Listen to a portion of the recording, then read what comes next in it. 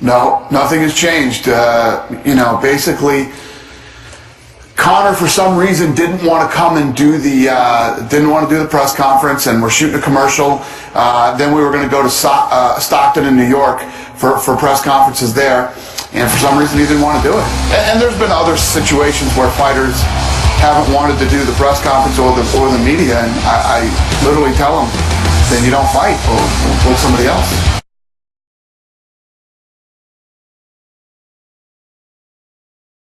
Well, this was going back and forth over a few days, and obviously, Conor is a guy who stepped up to the plate for us, when we needed him to, and he did. So, I don't want to go in there and just say that's it, you're not fighting. So it went back and forth, and obviously, we've been criticized many times for giving Conor way too much leeway. So, and maybe we do sometimes, but he's a guy who deserves it.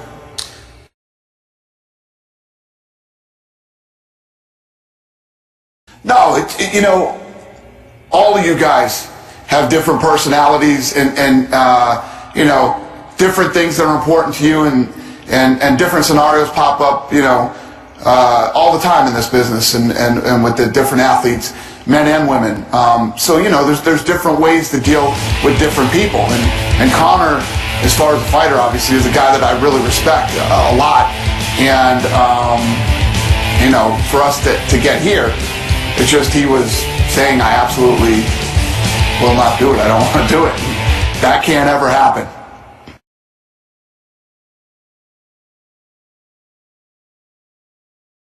Well, you know what? A lot of things that Conor says publicly, Conor's obviously, when we talk privately with him, a different person.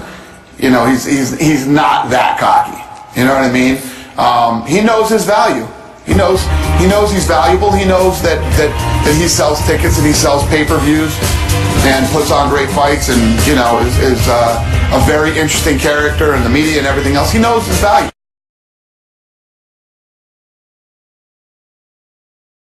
We have all the fighters are here right now. This is UFC 200. Obviously, $10 million is going to be spent on marketing. The commercial alone that's being shot right now is over $1 million. So no, Friday isn't the first day, and he's already missing stuff. So the window is pretty much closed. Oh, no doubt. If Conor McGregor is truly retired, then the belt is vacant. The other thing is that if Conor McGregor is truly retired, he would have to take 4 months off before he'd take him 4 months to come back because of USADA. You can't just say you're retired and then not have random drug testing, for however long you're out, and then decide, oh well, I'm going to come back now.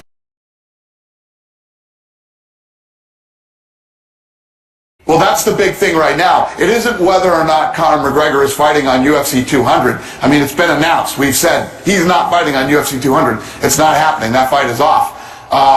The big question now is, are you really retired? Because if you are, then that belt is vacant and they will fight for the title.